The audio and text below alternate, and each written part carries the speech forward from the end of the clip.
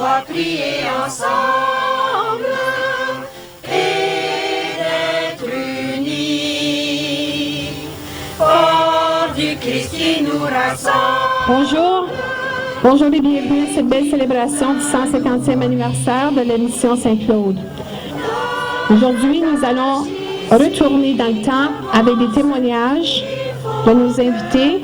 Nous aurons une messe célébrée par Monseigneur Poitras et Monseigneur Moreau et un pique-nique en couturerie de nos amis, nos connaissances et nos invités.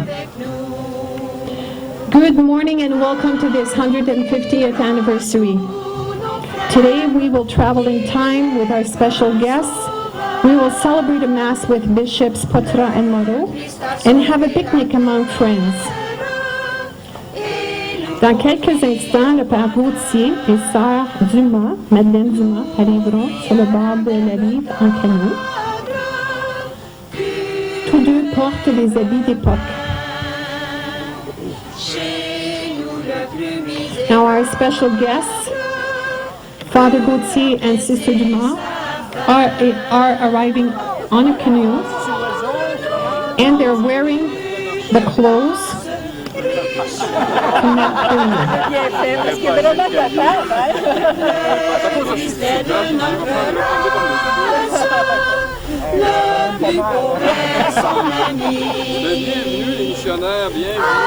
Allons dire à tous nos frères qu'il n'est qu'un sauveur. Le Christ a sauvé la terre et nous conduit au bonheur. Pour débuter, j'aimerais inviter notre chef Terrence McBride des Premières Nations de s'approcher pour venir dire un mot de bienvenue, s'il vous plaît.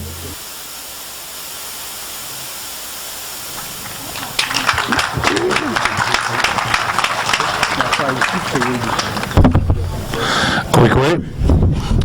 Bonjour. Welcome, everybody. Je vais le dire en français, je vais le dire en anglais, pour pas qu'il y ait de chicane.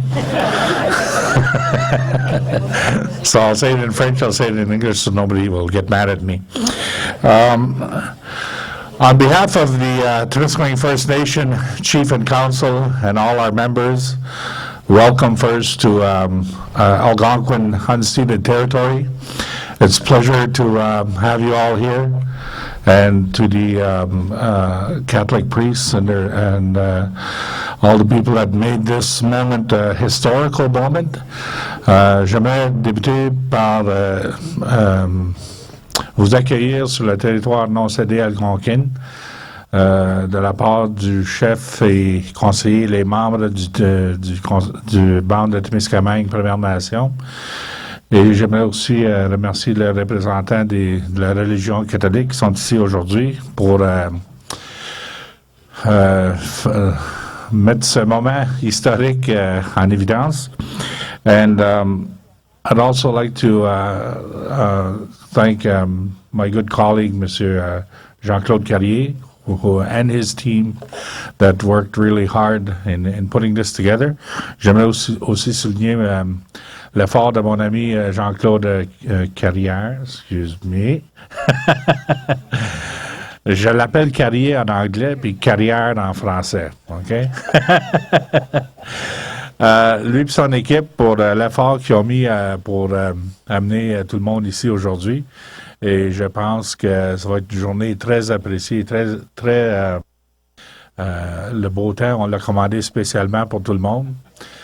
We ordered the nice weather for everyone. Et pour ceux qui étaient ici tantôt, il y avait des aigles qui faisaient le tour pour venir visiter ou venir voir ce qui se passait après que nos amis ont fait la pratique du tambour.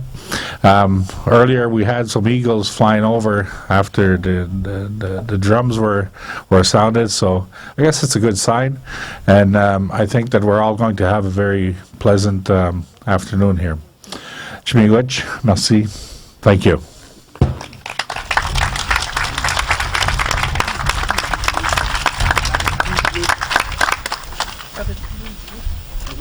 Merci, chef Terrence McBride. Maintenant, M. André Saint-Onge, Alors, bonjour. Alors, les canotiers de l'Association de canot camping du lac Témiscamingue, qui sont propriétaires de ce terrain-ci depuis 10 ans, sont très fiers de vous accueillir ce 24 août 2013. J'aimerais en premier lieu féliciter les représentants des Autochtones qui sont présents ici aujourd'hui avec nous, car ils ont été sur ce terrain ici pour 5000 ans et plus. Je répète, 5000 ans et plus.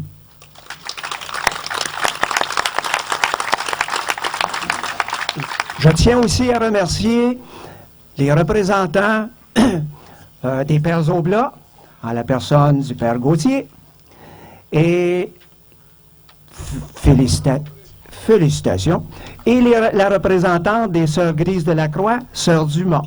Félicitations d'être avec nous. Je remercie aussi tous les gens de la région, des deux côtés, des deux rives, qui sont unis par le lac Témiscamingue. Car le lac Témiscamingue, c'est un phénomène naturel qui unit l'Ontario et le Québec. Et soyez-en bien conscients que durant le temps des Autochtones, c'était la même chose. Alors, félicitations aux historiens, aux aimants de la nature, aux gens qui retournent dans le passé pour reconnaître l'histoire. Merci d'être venus. Et je m'en voudrais de ne pas féliciter également nos deux évêques. OK? Nos deux évêques locaux qui sont ici avec nous. Monsieur Poitras et Monsieur Moreau, merci. Vous avez compris, comme plusieurs, que la mission Saint-Claude, c'était la racine, l'embryon de toutes les communautés françaises et catholiques qui se sont développées par la suite. Alors, merci à tout le monde qui sont ici et j'espère que la célébration sera intéressante pour chacun. Mais avant de terminer, j'ai un petit message à dire.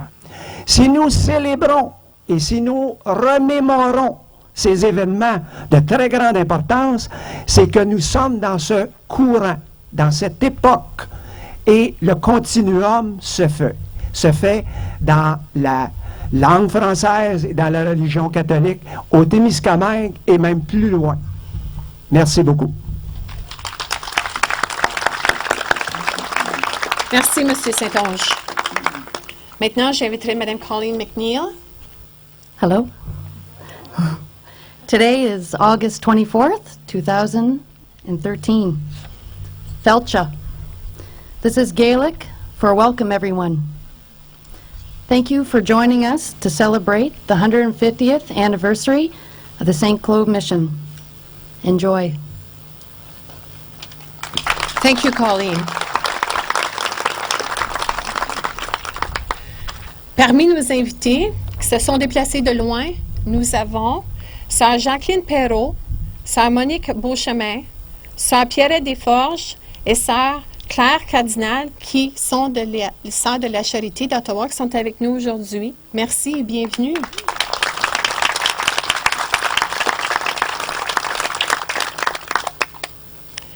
Now, to continue this wonderful celebration, I will now invite our drummers from Témiscamingue First Nation.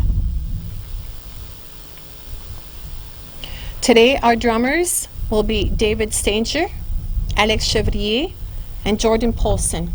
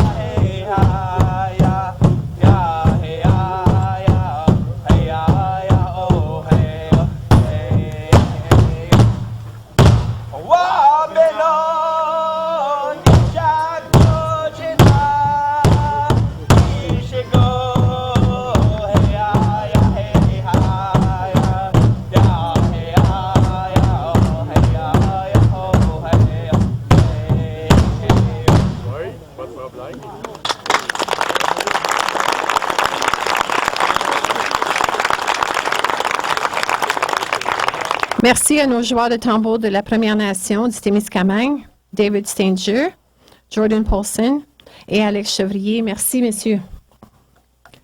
Pour bien commencer notre célébration, nous allons commencer par la cérémonie de purification.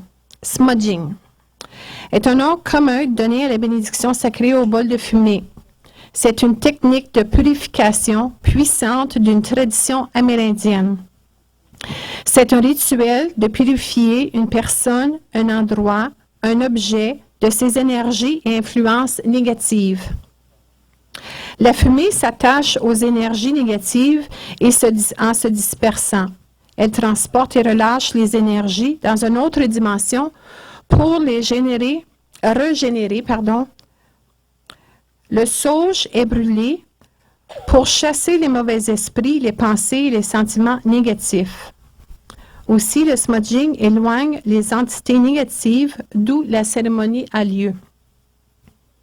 Smudging is a common name given to the sacred smoke bowl blessing, a powerful cleansing technique from the Native American tradition. It is a ritual way to cleanse a person, place, or an object of negative energies or influences. The theory behind smudging is that the smoke attaches itself to negative energy and it clears and takes the negative energy within, releasing it to another space to be regenerated. Sage is burned in smudging ceremonies to drive out evil spirits, negative thoughts and feelings, and to keep Gan, negative entities, away from areas where ceremonial takes place. Smudging is very effective. It's very effective when you're feeling depressed, angry, restful, or unwell, or after you have an argument with someone. It is also great to smudge yourself, the space, and all the guests and participants before a ritual, a ceremony, or a celebration. Le smudging, ou la purification, est très efficace lorsqu'on est dépressif, fâché, en vouloir à quelqu'un, lorsqu'on ne se sent pas bien et après un argument. C'est aussi important de se purifier soi-même, son environnement, ses invités et ses participants avant un rituel, une cérémonie ou une célébration. Donc, Mademoiselle Belinda Ellison Larrabee va maintenant commencer le rituel. Elle va faire nos dignitaires, les voyageurs, les tambours, et ceux et celles qui sont intéressés pourront s'avancer et faire partie de la cérémonie de purification. I now invite Belinda to start the ritual, please. And anyone that is interested can join after she has finished cleansing our special guests, the drummers and the voyageurs.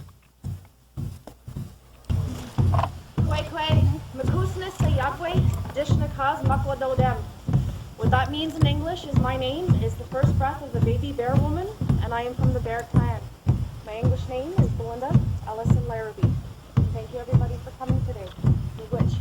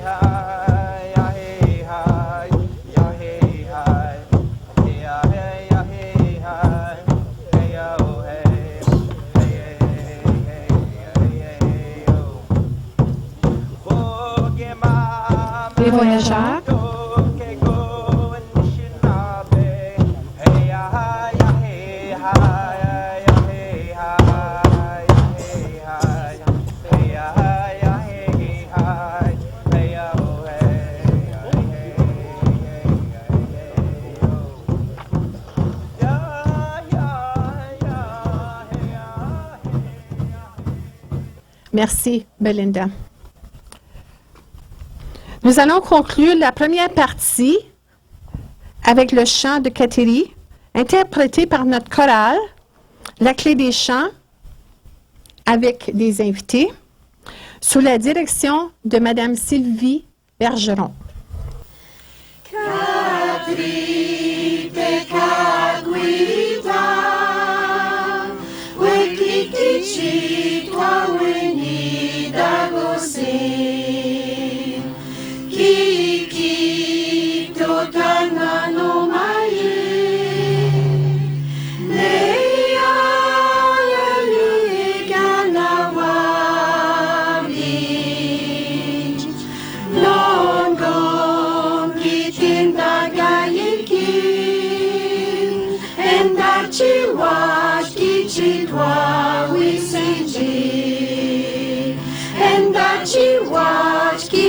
Toi, oui, si G.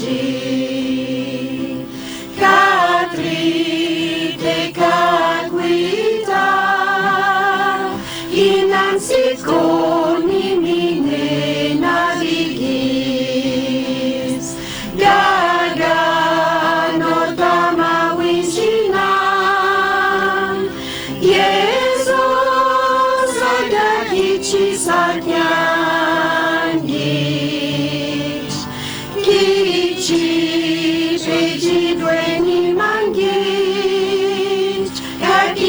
Chiti pai ganagit, kakiki chiti pai ganagit.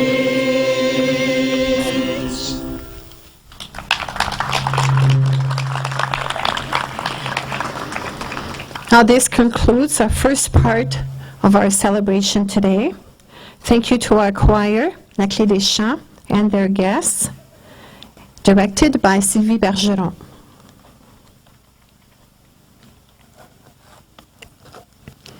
Vous avez remarqué sur le terrain qu'il y a des caméras. On vous demanderait de faire attention, de ne pas vous placer devant parce qu'ils sont en train de filmer. Puis j'aimerais qu'ils me voient moi, pas en arrière de votre tête. Merci. Monsieur Gérard Vachon will take over for the second part. He will be your pastoral animator. Je donne maintenant la parole à Monsieur Gérard Vachon, qui va être votre animateur pastoral. Et j'inviterai les gens qui font partie de la procession d'entrée de venir faire certain que vous avez pris place. Bonne célébration. Alors bonjour. Quand on regarde autour de nous, nous voyons un site gratifié par la nature. Si ces arbres pouvaient parler, ils en auraient long à raconter de ce qu'ils ont vu de gestes de bonté déployés par ces missionnaires. C'était une petite semence il y a 150 ans, mais cette graine minuscule est devenue un arbre aux multiples rameaux. En effet, cette mission est à l'origine des paroisses de Ville-Marie, mais aussi de tout ce que nous avons de catholicité et de francisation aux deux Témiscamingues. In 1863, Father Pian, the first oblate missionary of Mission Saint-Claude, had obtained permission of his superiors to build a permanent mission on this site. It was therefore 150 years ago that the first building, the priest's house, was finished. In his diary, Father Pian wrote, "All our furniture consists of one bench. We sleep on the floor, our feet toward the chimney, with no fear of falling out of bed." Shortly upon the arrival of the Grey Nuns, this building was turned into a shelter and a hospital. The hard work, dedication, courage, and faith of these oblate missionaries, as well as the Grey Nuns, remains for each and every one of us a genuine source of inspiration. The mission provided not only a center for religion, but also a center for schooling and hospital treatments, as well as a shelter for orphans and the needy persons in Témiscamingue. La mission Saint-Claude était le centre des activités du Témiscamingue. Les gens sédentaires vivaient au milieu des itinérants. On venait, on repartait, mais jamais repartir sans y avoir eu quelque chose. Ce quelque chose pouvait être un mot d'encouragement, de compréhension, une bouchée de pain, un remède, un vêtement ou un bon conseil. L'enseignement de la parole de Dieu se reflétait par l'exemple de leur vie de charité. Les malades étaient soignés, les petits et les pauvres étaient accueillis et vêtus, les affamés étaient nourris. On vivait avec eux, on priait avec eux. L'amour de Dieu passait à travers les gestes d'abnégation de ces missionnaires. Qu'importe la personne qui se présentait, elle était toujours accueillie. Autochtones, bûcherons, commis de poste, colons, enfants voyageurs, vieillards malades, blessés, tous avaient droit à l'hospitalité de cette mission. Oui, les missionnaires étaient venus évangéliser, mais prêchaient surtout par l'exemple. L'amour qu'ils avaient pour Dieu se déployait chez leurs semblables. Bonne célébration.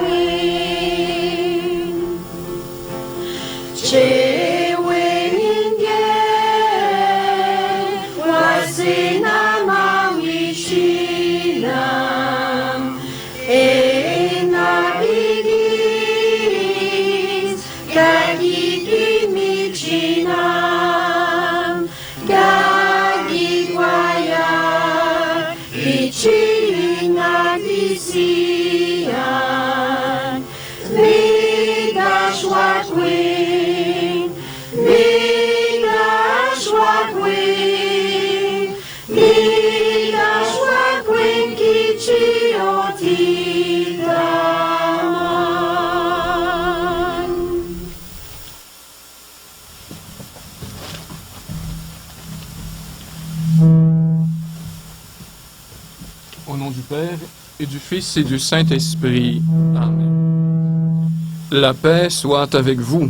Et avec votre esprit. Be with you today. Kwekwe, c'est le seul mot que je connais en algonquin, alors je suis heureux de le dire. Bienvenue à tout le monde, c'est une magnifique occasion de se rencontrer.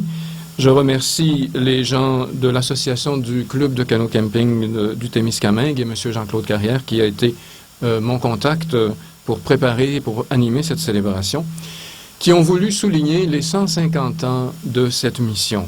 Je salue Monseigneur Dorilas Moreau, qui est l'évêque de l'autre côté du lac. Et vous savez que cet autre côté appartenait à Timmins jusqu'en 1974, alors à la fondation du diocèse de Rouyn-Noranda. Je salue les prêtres qui ont bien voulu venir, le diacre de Deacon Larry Drew, qui est ici présent aussi, les organisateurs de cet événement très significatif et vous tous qui avez voulu venir aujourd'hui. Je remercie Madame Thérèse Renaud-Saint-Onge qui a préparé la célébration avec les responsables, la chorale aussi de la Clé des Champs de Notre-Dame-du-Lac qui a bien voulu... du Nord. Voilà, je me mêle dans ma géographie. Madame Belinda Larabi, Madame Shirley McBride de la Première Nation du Témiscamingue algonquin, merci d'être là aussi. Monsieur Jean-Yves Parent qui est de la Société d'histoire du Témiscamingue, Monsieur André Saint-Onge de la Société du patrimoine. Le Père René Gauthier qui représente les Oblats de Marie Immaculée. Et Sœur Madeleine de la Providence, Sœur Madeleine Dumas, qui est aussi une sœur grise, sœur de la Charité, qui sont venues de Mère de Sainte-Marguerite Diouville et de Mère Élisabeth Bruyère. Alors merci d'être là, représenter vos communautés. As we begin our celebration, we have to acknowledge that we are all sinners, and so let us ask for God's forgiveness. Comme chrétiens et baptisés, nous sommes tous engagés à répandre l'amour du Christ. Mais trop souvent, son visage est défiguré par nos actes égoïstes qui font passer nos intérêts avant ceux de notre prochain.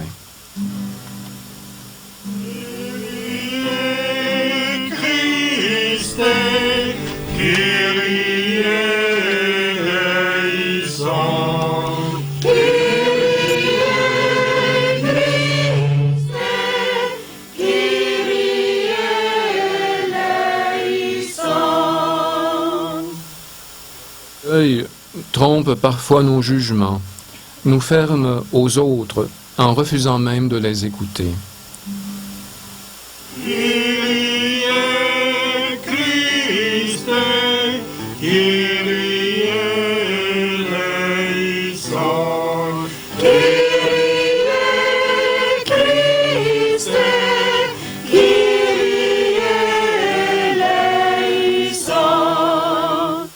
Nous jugeons facilement notre prochain et notre tolérance connaît des limites quand il s'agit de ceux différents de nous.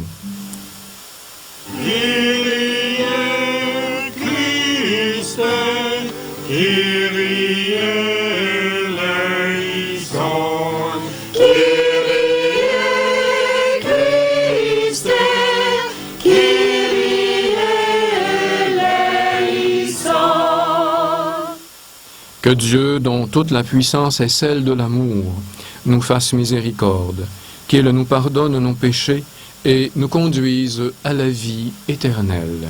Amen.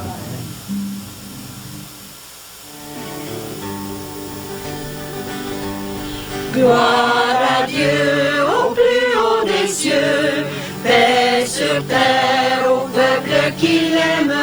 Gloire à Dieu au plus haut des cieux, gloire à Dieu, gloire à Dieu.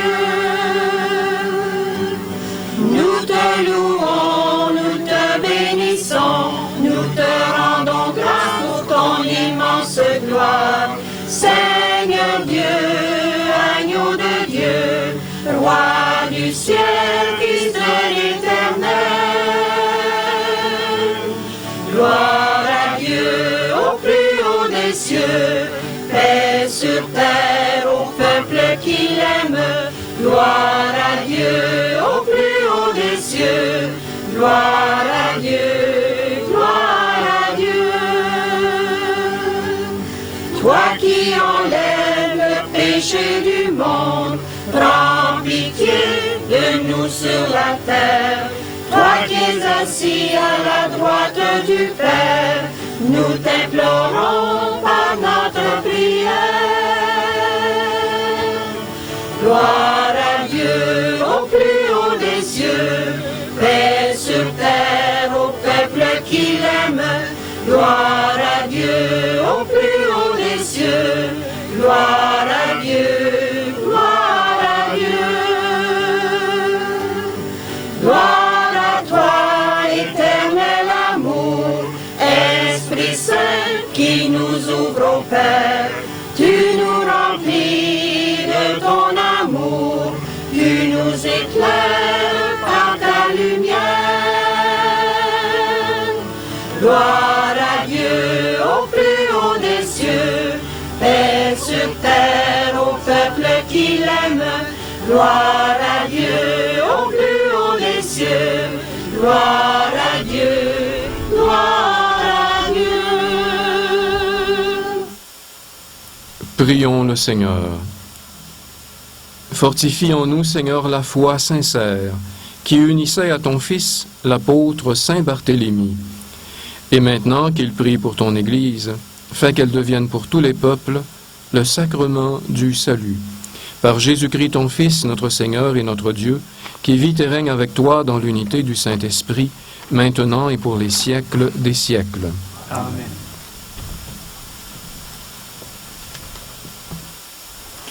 In the first reading, we can easily visualize these outstanding missionaries extending a warm welcome to all those gathering on this site 150 years ago to hear the Word of God.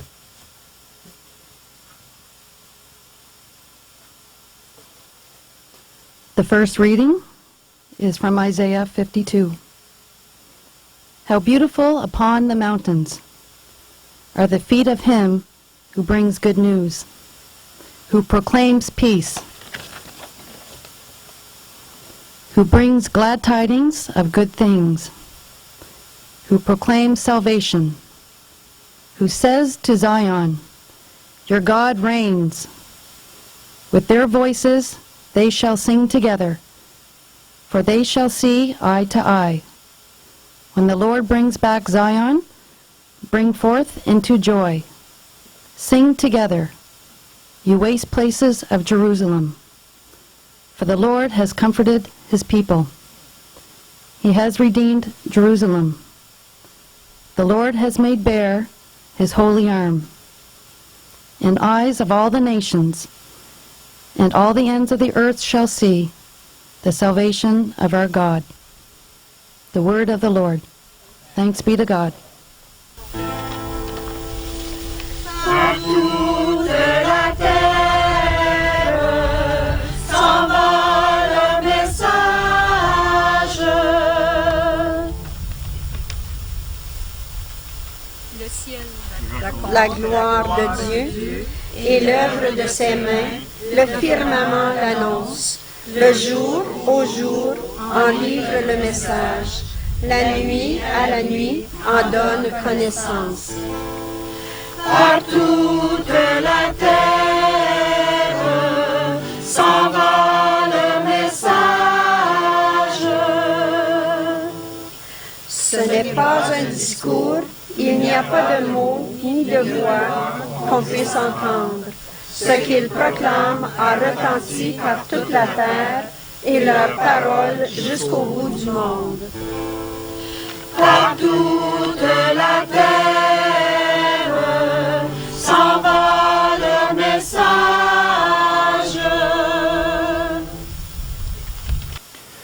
Dans la deuxième lecture tirée de l'Apocalypse, nous voyons Jean transporté sur une haute montagne où il n'y a que beauté. Nous pouvons imaginer l'œuvre de la vieille mission accomplie dans cet environnement naturel où lacs, montagnes et forêts chantent la gloire du Seigneur. Les 12 portes ouvertes aux 12 tribus peuvent nous dire que la cité sainte est ouverte à toute personne de bonne volonté.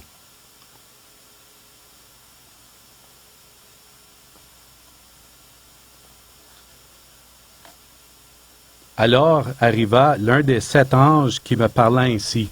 « Viens, je te montrerai la fiancée, l'épouse de l'agneau. » Il m'entraîna par l'esprit sur une grande et haute montagne.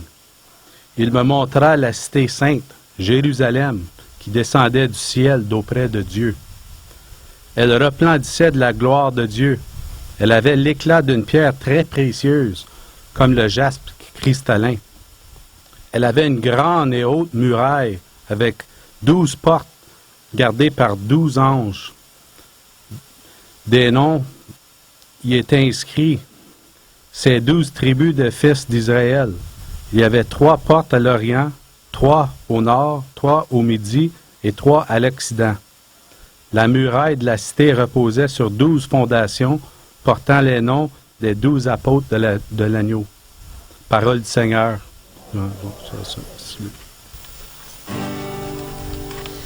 Alléluia, Alléluia, Alléluia.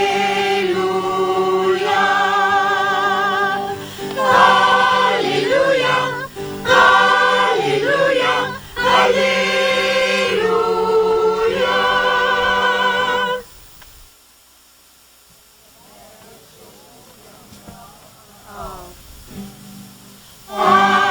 Alléluia, Alléluia, Alléluia.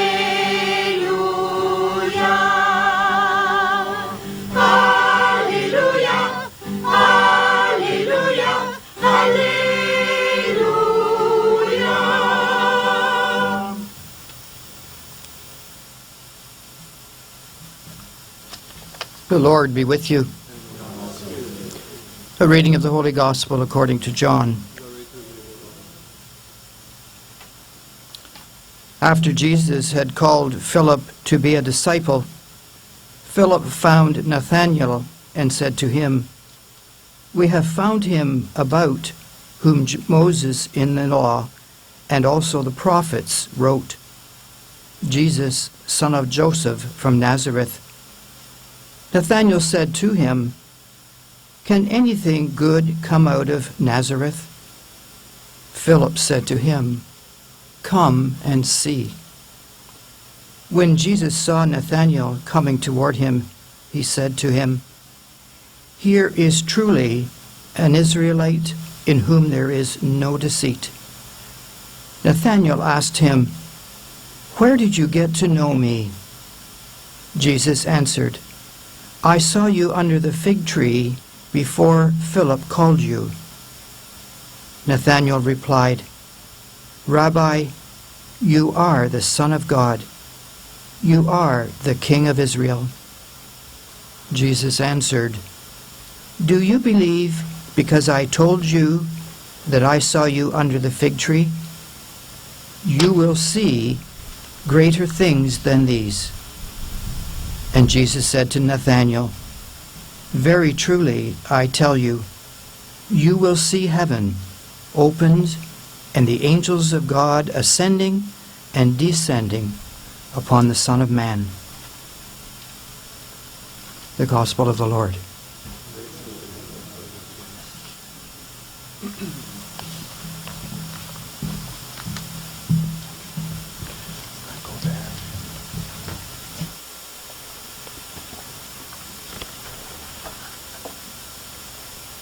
L'association du club de canot camping du Témiscamingue promeut une activité qui m'est chère personnellement. En effet, quand j'étais plus jeune, j'ai fait quelques excursions de canot camping.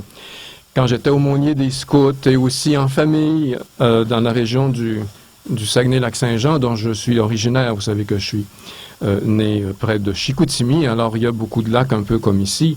Hier soir, je téléphonais à une de mes tantes et je lui disais, je suis au lac Témiscamingue, c'est magnifique, c'est presque aussi beau que le lac Saint-Jean. Alors, j'ai dit, il faudrait venir voir ça, c'est un endroit extraordinaire. Alors, le canot camping, ça nous permet d'explorer, de découvrir dans une approche écologique, parce que ça pollue pas beaucoup, les canots, hein, et on développe notre propre énergie, on n'a pas besoin de moteur. Alors, c'est les bras, comme disait M. Saint-Onge, qui sont l'élément important. Alors, on découvre des zones sauvages, des lacs, des rivières qui sont inaccessibles autrement. Et avec cette activité-là, on est capable de mesurer nos capacités personnelles, notre force, notre endurance, parce qu'on peut donner un coup, mais des fois, il faut ramer des heures. Et ensuite, il faut, quand on est avec d'autres, être solidaire des autres, tenir compte des autres pagayeurs. Et tout en pagayant, des fois on peut chanter, mais des fois aussi on peut être en silence et ça nous met en présence de Dieu. Quand on contemple les beautés de la nature, on est porté naturellement à penser que c'est pas nous qui avons fait ça, qu'il y a quelqu'un de plus grand, de plus intelligent que nous, qui est à l'origine de toute cette beauté que l'on voit. The site where we are now is probably familiar to many of you who frequent it or pass nearby regularly. I am pleased that we underline its historical patrimony, the moment when the St. Claude Mission was established. The buildings of a religious mission have disappeared, but we have the cross, which reminds us this past time. But the mission itself has fulfilled its essential work.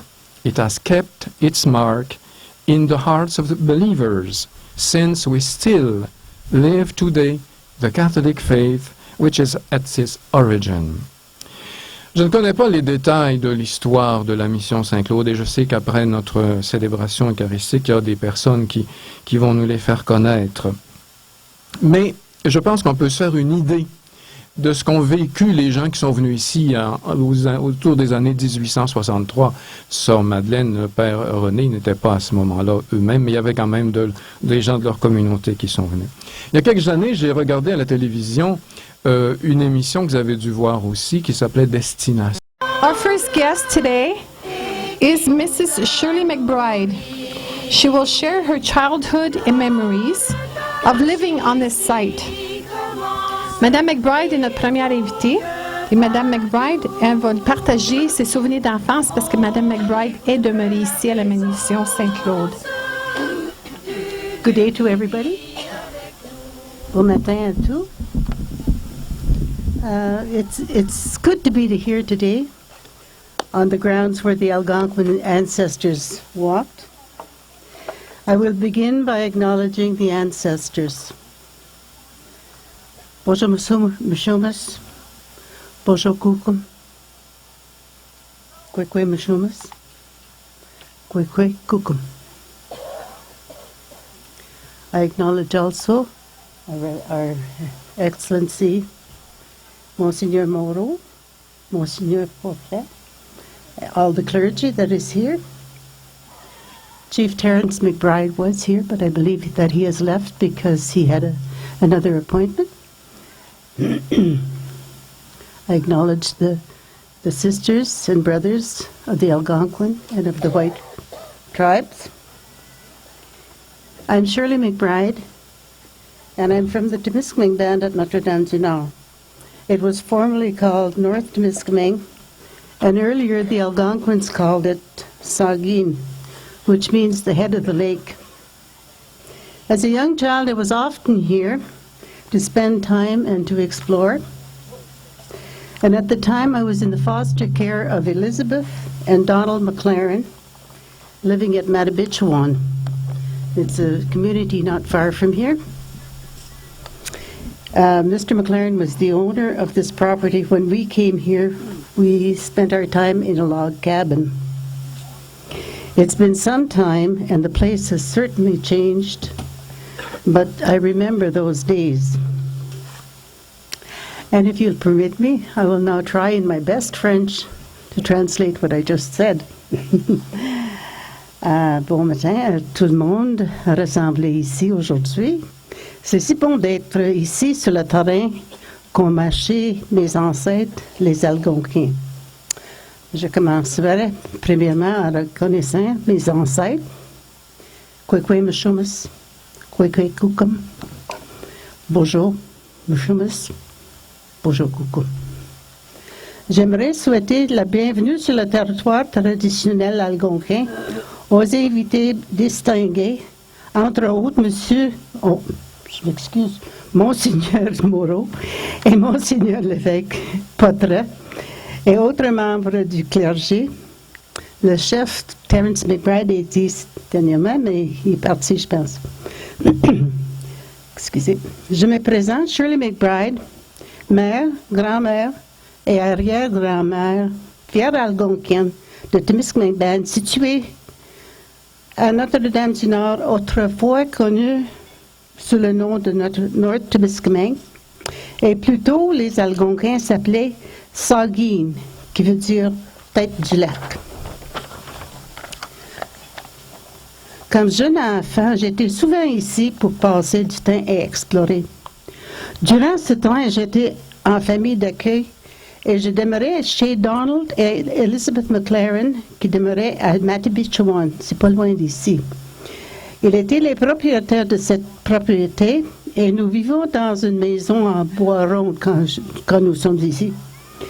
Ça fait plusieurs années de cela et la place a beaucoup changé, mais je me souviens très bien de ce jour. Mrs. McLaren was the daughter of John and Ellen Paulson, nee Broughton Rubishaw, and I had the unique and great opportunity to hear from her a first-hand account of the times that this site was alive. She came often to visit, and at an old age, her memories and songs did not fade, but seemed to return, and she shared them with us. We visited the wall that's near here, And she said that the Algonquins used this wall as a fort to defend themselves against anyone coming up the lake. They were especially afraid of the Iroquois nation, who were trying to get up north for the furs. She called them the Rockaways and the Nodaways. There was also a cross where the church had stood, and we prayed there, or at least made the sign of the cross. There were a few graves at one time, but they were already overgrown. Mrs. McLaren told us that everything from the old church had been taken to the head of the lake for the church that was under construction at that time. We could see where the old buildings had been, and she indicated what they were. She seemed happy and sad at the same time, and as you can imagine, it stirred a lot of memories.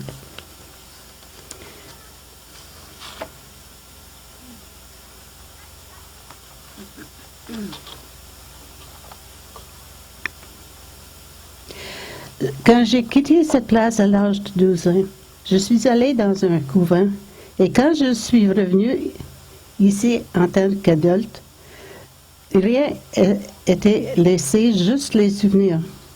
Voici quelques des choses dont je me souviens. Madame McLaren était la fille de John et Ellen Paulson, née Robitoy Broughton. Et j'ai eu l'unique et formidable occasion d'entendre d'elle un témoignage de première main au temps où ce site était vivant. Elle revenait visiter souvent et même, rendue à un âge avancé, ses souvenirs et chansons s'oublient pas. Ils semblaient revenir et elle les partageait. Nous avons visité le mur près d'ici avec elle, et elle disait que les Algonquins utilisaient ce mur comme fort pour se défendre contre quiconque montait le lac. Elle avait surtout peur de la nation Iroquois qui essaie de monter vers le nord pour la récolte des fourrures. Elle s'est appelée les Rockaways ou encore les Nodaways. Il y avait une croix où l'église avait déjà été, et là, nous prions, ou au moins fallait par le signe de la croix. Il y avait aussi quelques tombes à cette époque, mais ils étaient déjà envahis par la végétation. Madame McLaren nous a dit aussi que tout avait été pris de l'église pour être emporté à la tête du lac pour l'église qui était en construction là. On pouvait voir les endroits où il y avait déjà eu des bâtisses et elle nous indiquait c'était quoi. Elle semblait heureuse et triste en même temps. Comme vous pouvez imaginer, ces visites lui rappelaient beaucoup de souvenirs.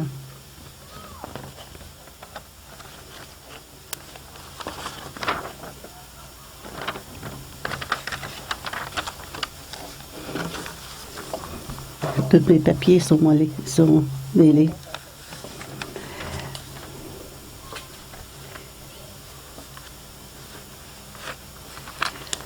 In closing my remarks, I wish you all a good day, and that you leave here with a sense of the value of this site. Thank you to the voyageurs, the historians, and to ACFO for the initiative. And I leave the ancestors. Ndiba. Rest in peace. La paix. I have to. Thank you.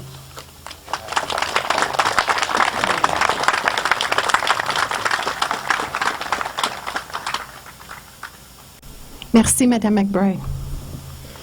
Maintenant, j'invite Père Gauthier à prendre la parole. Father Gauthier? Bonjour. Prendre quelques minutes pour raconter l'histoire de la mission Saint-Claude, c'est pas beaucoup. Vous allez vous rendre compte que c'est seulement peut-être quelques dates, quelques noms qu'il ne faudrait pas oublier. C'est ce que j'ai eu l'intention de formuler. Avant de parler de la fondation de la mission Saint-Claude ici, une petite note au sujet de la mission au lac Témiscamingue par la baie de Bellefeuille, en commençant en 1836 jusqu'à 1840 et quelque chose. Là, je ne suis pas clair quand il a fait son dernier voyage. Mais pour les missionnaires Oblats, ils étaient débarqués à Montréal en 1841. Alors, vous comprenez que c'est seulement 3 ans plus tard que le père Lavernochère passait ici.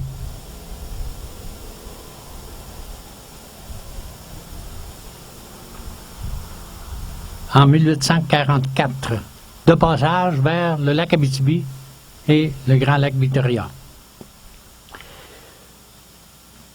Les Oblats étaient déjà établis à Bytown, c'est-à-dire Ottawa maintenant, Maniwaki, et ils avaient un centre de service, si on pourrait dire, mais je pense pas encore une résidence à Mattawa.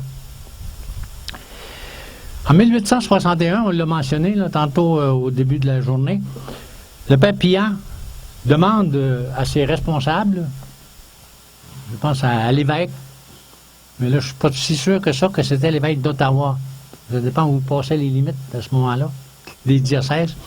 Mais il envoie une lettre assez développée pour dire qu'il faudrait maintenant, ça serait le temps d'établir une résidence permanente des missionnaires au Témiscamingue.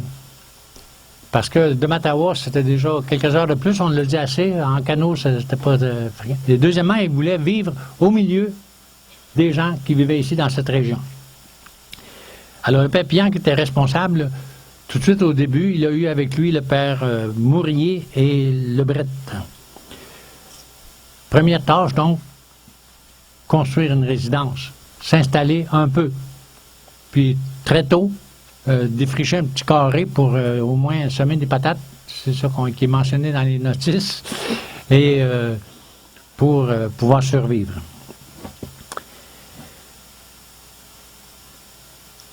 They wanted to settle here because they thought it would be easier. And the oblate recognized also that the soil was pretty good for agriculture. That was the thing that Brother Moffett took care of.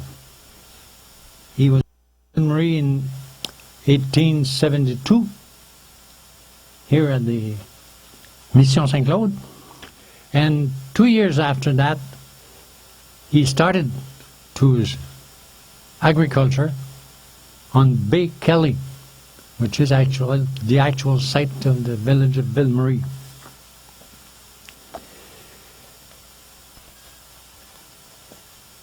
Dans ces années-là, il y avait du changement aussi.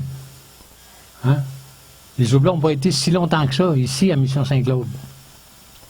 On avait même pensé établir un village. Il faut se rappeler que le fort de Témiscamingue, de l'autre côté, le fort de la Compagnie de la Baie-du-Son, était en exercice encore. Là. Mais le projet de village ici, on s'est aperçu rapidement que c'était pas une très bonne idée. Mais ils avaient travaillé beaucoup là-dessus, faire un plan de village, etc. Sur la butte ici. D'autres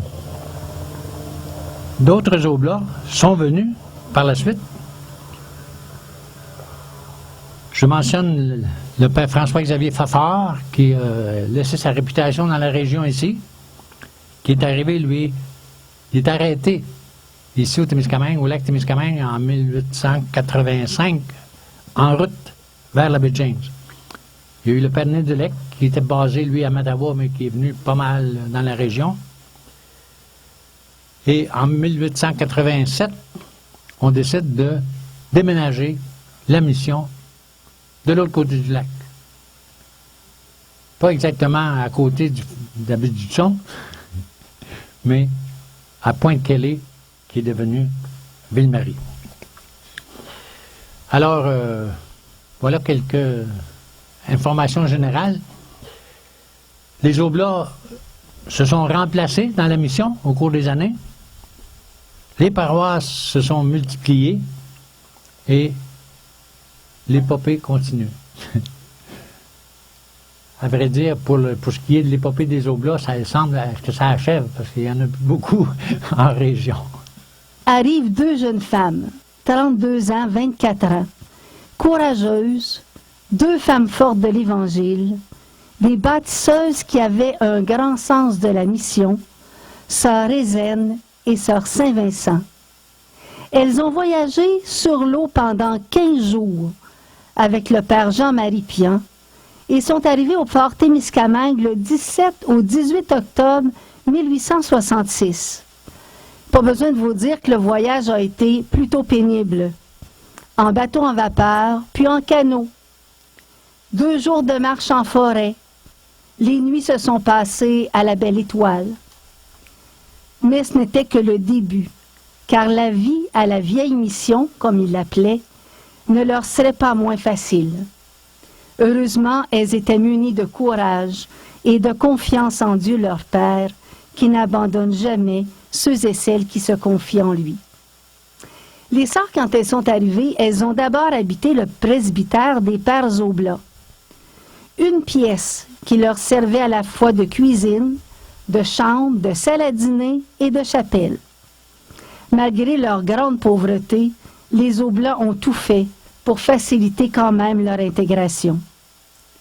À l'été 1867, elles sont arrivées en 1966, après la construction du nouveau presbytère pour les pères, les 3 religieuses, dont sœur Saint-Antoine, qui s'est ajoutée aux autres, arrivée le 26 juin, se voient confier l'ancienne demeure qui leur sert à la fois de résidence, d'orphelinat, d'hôpital, d'hospice et de classe.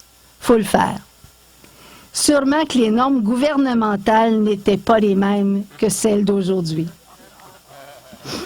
Les sœurs ont secondé les Oblats dans l'évangélisation des Algonquins, dans la sauvegarde de la foi chrétienne chez les gens et les bûcherons des chantiers. Mais elles accomplissaient tout ça à travers leur humble quotidien, les multiples besognes de la vie missionnaire, je dirais même de la vie tout court de ce temps-là. Cuisine, lavage, couture, entretien du presbytère et de l'église, aide au poulailler, à l'étable, au jardin, aux corvées dans les champs, au labour, aux semailles, aux récoltes. Tout ça pour 3 jeunes femmes. Le 16 mai 1868, sœur Ézène écrivait « Tout le monde, nous sommes allés faire de la terre neuve. » Vous les voyez habillés de même, là? Le 12 octobre 1868, nous avons fini d'arracher les patates. Le 19 septembre 1875, sœur Saint-Vincent et les orphelins sont allés couper de l'avoine à la baie. Le 26 septembre 1875, nos sœurs sont allées 2 ou 3 jours au champ pour couper et engerber l'avoine. Ça se faisait comme ça dans les familles, hein? Alors les sœurs, ils étaient bien obligées de faire ça pour survivre elles aussi. S'ajoutent à cela les visites sous les tentes, les soins des malades, des orphelins, l'hébergement des allants et venants, rassemblement des chrétiens en l'absence prolongée des missionnaires. Les missionnaires allaient dans les camps de bûcherons. Elles enseignent, les quêtes aussi pour l'hôpital, l'orphelinat, et elles apprennent également la langue algonquine. Elles enseignent aussi dans les langues algonquines, françaises et anglaises. Durant l'année scolaire, elles enseignent aux enfants des Blancs et au cours de l'été aux enfants des familles amérindiennes qui viennent y vivre pour la traite des fourrures au poste de la baie du Tson, juste en face de la mission. En octobre 1866, les sœurs sont arrivées, ça fait pas longtemps, le père Pian, parti en mission chez les Algonquins, revient avec une petite fille orpheline de 1 an et demi. Ce sont les sœurs qui l'ont accueillie avec beaucoup d'amour. En décembre 1867, 1 an après, 7 orphelins et orphelines occupent le premier orphelinat. Le petit hôpital comprend 2 chambres et une salle de 4 lits. L'hôpital, c'est la maison des sœurs en même temps, là. Les sœurs ne font pas de discrimination. Amérindiens, catholiques, protestants, français, tous reçoivent les mêmes traitements. La réputation de sœur Ézène comme guérisseuse court aussi bien chez les Amérindiens que chez les bûcherons. Un jour, le colonel de Salaberry arrive à la mission, puis s'arrête devant la pauvre pharmacie du dispensaire. Il se tourne vers sœur Résine puis lui dit « Comment soignez-vous vos malades, ma sœur? » Elle se tourne vers lui puis elle lui dit « Ben c'est bien simple. Je m'informe où ça fait mal. Je récite quelques bons Ave Maria pendant que je passe mes remèdes en vue, puis j'administre celui qui je crois être le meilleur. » Et ça va, lui dit le visiteur. Ça va presque toujours, monsieur. Certainement que dans les cas d'absolue nécessité, la confiance dans le bon Dieu peut suppléer à la science. Il paraît qu'avec l'arrivée des sœurs, la maison, l'hôpital et tout l'entourage avaient changé de physionomie et avaient progressé. Des cultures s'étaient faites, on a élevé du bétail, des porcs, des volailles. Puis il paraît que c'était le seul endroit dans tout le Témiscamingue où on pouvait se procurer de la viande fraîche, du lait, du beurre et des légumes. C'est les sœurs qui faisaient ça, là. Fallait bien nourrir les orphelins, les malades, les visiteurs, les pauvres, qui trouvaient toujours une main secourable auprès de nos sœurs. Il faut dire que la maison mère d'Ottawa était aussi pauvre qu'eux autres, hein? Ils ne pouvaient rien attendre d'elle. Mais les sœurs ont fait les choses grandement pendant de nombreuses années et elles l'ont fait de grand cœur. Et aujourd'hui, si on est ici, c'est aussi pour se souvenir d'elles avec reconnaissance et grande émotion. Où ces femmes ont-elles puisé leur force pour avoir laissé leur village natal, leurs parents, leur communauté d'Ottawa? Il faut dire que devant tant de besoins, il n'y avait pas bien le temps de s'apitoyer sur leur sort. Il faut dire surtout que l'accueil et la bonne attitude des Algonquins, qui les ont reconnus tout de suite comme les femmes de la prière, les ont beaucoup aidés. Et les Oblats les ont soutenus de leur mieux dans cette mission vraiment pas facile. Si les sœurs sont venues à la mission Saint-Claude, c'est pour collaborer au projet d'évangélisation des Oblats, comme le disait le père Gauthier tantôt. Si nous regardons aujourd'hui le sens du mot « évangéliser », ça veut dire se rendre présent et concret ce que Jésus enseigne dans l'Évangile en l'actualisant au quotidien. Et le pape François nous invite à nous faire proches des autres, à vivre avec. Quand je regarde ce que nos sœurs ont été dans cette mission Saint-Claude, je vois qu'elles étaient plus de 200 ans avant leur temps et que ces femmes au cœur de feu ont accompli exactement ce que nous sommes invités à vivre aujourd'hui, nous faire proches, vivre avec. L'Esprit Saint est donc le même à travers les âges et puisse le souvenir de leur passage raviver notre espérance, notre confiance en cette terre témiscamienne bénie de Dieu. Merci.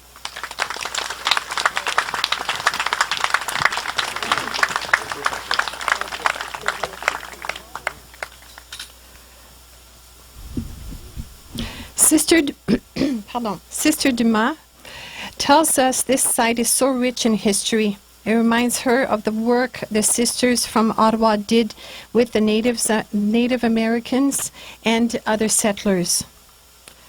Mother Elizabeth Bruyère, founder of the Sister of the Charity of Ottawa, also supported by the Oblast of Mary Immaculate, sent 2 sisters to the Témiscamingue. Sister Rizan and Sister Saint-Vincent traveled by boat for 15 days with Father Pian and arrived at the fort in October of 1866. They lived in the presbytery in one room, which the room was a kitchen, a chapel, a dining room, and the bedroom, all in one. In 1867, a new presbytery was built for the Oblast, and the sisters now had the old one as their home, an orphanage, a hospital, a classroom, and an hospice. Sister Saint Anthony joined them in June. The missionary work was not only to assist the fathers with their evangelization, that's a tough one for me, evangelization of the Algonquin nation, but cook clean, laundry, sew, gardening, labor in the fields, and labor in the barns. The sisters would teach 3 languages, Algonquin, French, and English. During the school year, they would teach the white people, and during the summer, they would teach the children from the Native Americans who would live close to the mission for the trades, for the fur trades at the Hudson Bay Company, which was situated just in front. Father Pian, who was doing missionary work with the Algonquins, came back with a little orphan girl who was barely 1 year old. On December 7th, more orphans would live in the orphanage.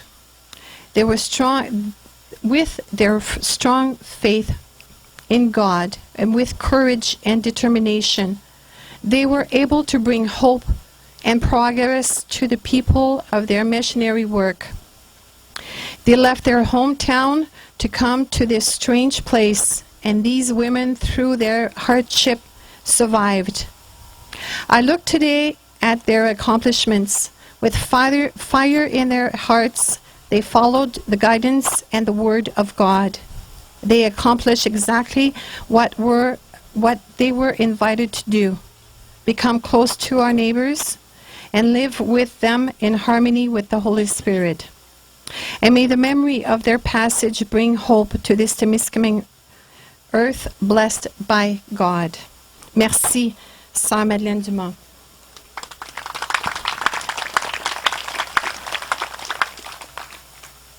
Monsieur Jean-Yves Parent, from a Circle Society of Témiscamingue, will inform us of the influences the mission had on our region.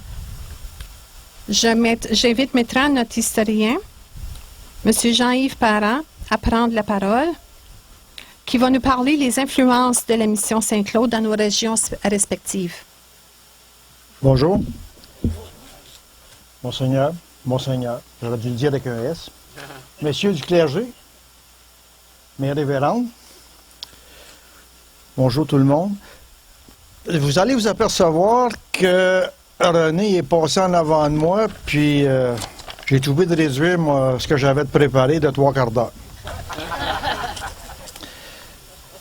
Lorsque Monseigneur Bourgette, qui était le 2e évêque de Montréal, a demandé aux Oblats de Marie-Immaculée en 1844 de desservir Bytown, les chantiers forestiers du Haut-Outaouais.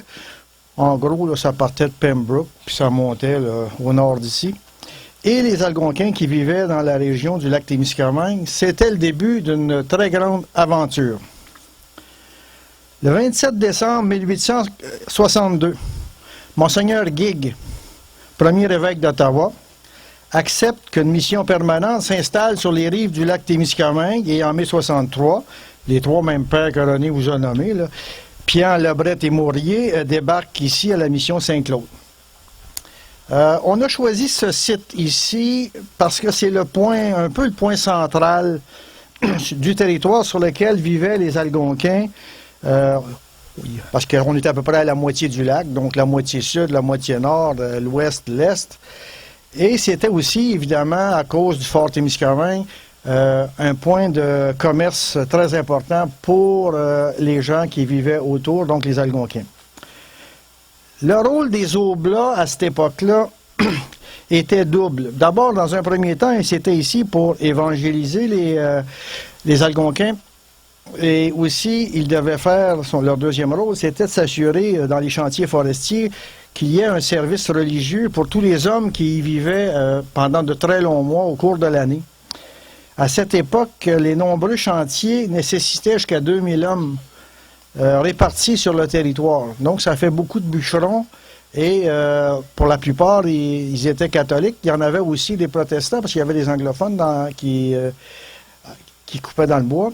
Mais les missionnaires s'occupaient de tout le monde et ils ne faisaient pas de discrimination.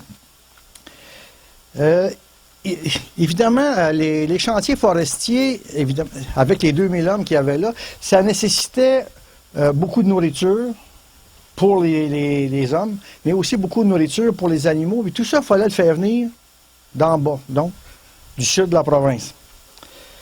Tout à l'heure, la sœur vous a parlé de sœurs Rézanne et Vincent qui sont arrivés ici en 66. Et je vais revenir sur la nourriture un petit peu plus tard. En 72, va arriver le frère Moffett et le frère de Bigarré.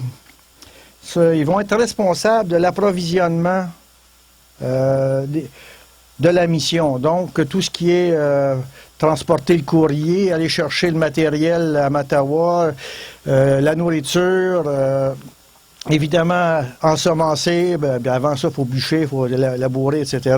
Donc, ces deux frères-là étaient responsables de tout ça. Au début, on va cultiver proche de la mission, mais évidemment, la mission, avec le nombre grandissant de résidents, que ce soit les enfants, les malades, les visiteurs, on avait besoin de plus en plus de légumes, de céréales et de fourrage pour les animaux. Et on cultivait un peu à la pointe à la barbe, qui est par là. Et aussi, pour le foin, on allait chercher le foin bleu en Trente du Nord. Donc, on passait notre temps en chaloupe puis avec les barges pour traîner toutes ces affaires-là. C'était pas très, très rapide et ça nécessitait énormément de travail pour les frères qui en étaient responsables puis les gens qui les aidaient, là, les Algonquins qui étaient avec eux autres. En 1974, le frère Moffett va commencer à cultiver à la baie Kelly, qui est l'actuelle Ville-Marie. Le travail va y être facilité à Bécalé parce que, d'abord, les compagnies forestières ont pris le bon bois. Donc, tout ce qui était gros comme à couper, ils l'ont coupé. Et il y a eu aussi un feu de forêt qui a été, selon la légende, allumé accidentellement par James Kelly. James Kelly, c'est le premier habitant de Ville-Marie. Et c'est un Irlandais. Il vivait à Ville-Marie en ermite. Et il aidait les Oblats à l'occasion, mais il préférait de beaucoup être tout seul. Et comme le père Laverlochère arrêtait régulièrement le voir, mais James Kelly, dès que ça s'est commencé à l'arrivée des gens à Ville-Marie, il a préféré partir, s'en aller dans la région de Mattawa. Mais à cause de lui, il y avait déjà, avec ce feu-là, ça avait facilité la tâche aux frères pour pouvoir défricher, enlever les souches et puis commencer à labourer. En décembre 1884, c'est la création de la Société de colonisation du Témiscamingue sous l'instigation du Père Paradis.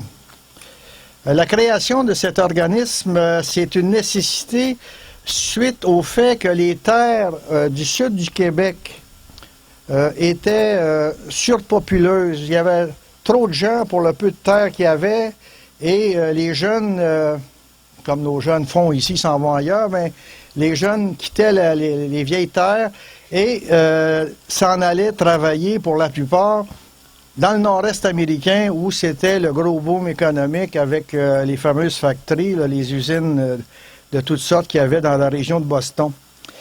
Le clergé, à l'époque, essayait de toutes ses forces de conserver ces gens-là du côté du pays, ici, et non pas des États-Unis, parce qu'on voulait, pour employer l'expression du temps, on ne voulait pas qu'ils virent anglais.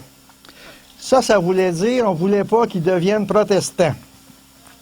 Alors, les entreprises forestières étaient une source de revenus parce que ces entreprises-là pouvaient acheter ce qui était produit ici.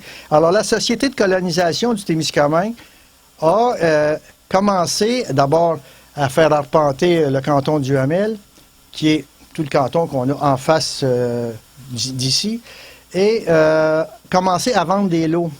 Et c'est la Société de colonisation, donc c'est les Oblats qui avaient la responsabilité de ça.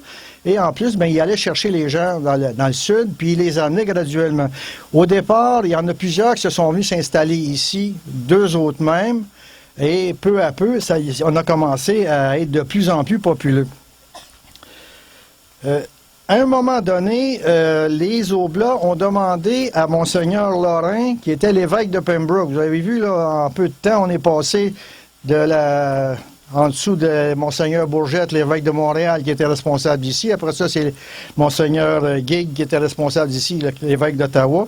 Et là, on est tombé avec Monseigneur... Tombé, c'est pas un bon mot. on est devenu sous la responsabilité de Monseigneur Lorrain, évêque de Pembroke. Et c'est lui, avec les supérieurs des Oblats, qui a accepté que les Oblats déménagent de la mission Saint-Claude de l'autre côté du lac, à Ville-Marie, dans la baie Kelly. En mai 1886, on va débuter la construction de l'église, de l'hôpital et du presbytère, mais il y avait déjà à Ville-Marie un semblant de village, mais plus au sud, donc dans ce qu'on appelle la Pointe, là. C'est le côté sud de Ville-Marie. Il y avait une route qui partait de là, qui allait au Vieux-Fort. Et les Oblats se sont installés là où on a aujourd'hui l'hôpital et où l'église. Donc, ils s'installaient beaucoup plus au nord que le village qui était déjà en construction. Ville-Marie, à cette époque-là, avait déjà son moulin à scie, un moulin à farine, puis il y avait son bureau de poste. Donc, c'était vraiment, on vivait, là, puis ça grouillait. À l'automne 87, va débuter le déménagement et tous les résidents de la mission Saint-Claude vont s'installer à Ville-Marie le 20 décembre. Et la première messe va avoir lieu dans l'église de Ville-Marie à Noël 87. La mission existait depuis 24 ans. Et on verra, quelques-uns de ces bâtiments ici vont être déménagés à Ville-Marie. La vieille chapelle va être déménagée à Notre-Dame-du-Nord. Les autres étaient trop endommagés et trop en ruine pour pouvoir être utiles, donc ça doit rester ici. De Ville-Marie, les Oblats vont continuer leur travail auprès des communautés algonquines et desserviront aussi jusqu'en 1921 la paroisse de Notre-Dame-du-Nord, alors appelée Tête-du-Lac ou North-Témiscamingue. Le 1er juin 1956, Monseigneur Tessier, 4e évêque. Bon, je ne vous en ai pas parlé, il y en a eu d'autres en tout ça, là, mais je ne vous en ai pas parlé. Monseigneur Tessier, évêque de Tibbins, demande aux Oblats d'installer une nouvelle paroisse à Timmins. Les Oblats sont prêts à accepter de cette demande, puis il y avait l'intention en plus d'ouvrir un collège classique à Timmins. Mais là, il posait une condition, si on s'en va à Timmins, on quitte Ville-Marie. Le 8 juin, CKVM annonce cette décision en primeur et ça soulève la colère des paroissiens. Ils disent qu'il y avait une entente de signer en 1917 entre les Oblats et les paroissiens de Ville-Marie à l'effet qu'ils vont demeurer à perpétuité à Ville-Marie. Les signatures, des fois, ça vaut pas cher. Il y a eu des manifestations dans les rues de Ville-Marie. Il y a eu une grève. D'ailleurs, je pense que c'était la première grève pour conserver des religieux. C'est peut-être la dernière. Il me semble qu'il n'y en a pas eu d'autres depuis. Et on retient les trois pères Oblats qui demeuraient à Ville-Marie, le père Letourneau, le père Germain, puis le père Ménard, puis il y avait le frère Paquette aussi. On les retient prisonniers dans le presbytère. Ils peuvent plus sortir à moins d'être accompagnés de paroissiens pour éviter qu'ils se sauvent. Il va y avoir une lettre qui va être envoyée comment on dit ça, le directeur général des Oblats? Le supérieur général à Rome. Pour lui demander de modifier sa décision puis de laisser les Oblats ici au Témiscamingue, à Ville-Marie. La décision va être changée et les Oblats vont continuer, vont demeurer ici et vont garder les responsabilités qu'ils avaient avec la paroisse Notre-Dame-du-Rosaire de Ville-Marie. Ils avaient aussi la responsabilité de l'école Moffett. Et ils vont aussi continuer à agir comme aumôniers de l'école normale, de l'hôpital, puis de la prison. Le rôle des Oblats va diminuer au début des années 1960, lorsque l'école Moffett et l'école normale vont cesser leurs activités, et pour fermer, parce que avec le renouveau scolaire, on fermait les institutions privées pour en faire des collèges classiques, etc., pour en faire des cégeps. Cependant, j'ai perdu ma ligne. C'est pas écrit, je l'ai vraiment perdu. Les Oblats vont continuer à desservir les résidents de l'Aniel. Ils avaient commencé au début des années 20, quand le chemin de fer est passé à l'Aniel. Ils ont commencé à desservir les résidents de l'Aniel jusqu'à la fin des années 60. Donc, les Oblats continuaient leurs activités tout en étant un petit peu moins nombreux qu'au début. Le père Martineau aura la charge de Guérin, puis le père Gauthier, ici présent, va assurer sa relève et il va avoir la charge de Nédelec à un moment donné. Et les Oblats continuent à avoir la responsabilité des Autochtones, surtout dans la région de Wenowee. En 2000, j'arrive. En 2000, le père Michel Legros va agir comme dernier curé des Oblats de la paroisse Notre-Dame-du-Rosaire de Ville-Marie et il va être remplacé par un séculier, l'abbé Gérard Lecomte, qui est toujours curé à Ville-Marie. Durant ces 137 années de présence au Oblat, on va avoir connu 9 évêques et 20 curés. Maintenant, j'ai fini mon texte là, mais j'ai une question à vous poser. Pour ceux et celles qui avaient connu les Oblats dans la tenue traditionnelle du père Gauthier, pouvez-vous me dire la différence entre, quand vous en allez sur la rue et vous voyez un Oblat qui s'en vient, pouvez-vous me dire la différence entre un père Oblat et un frère Oblat? Si vous ne le connaissez pas. Là.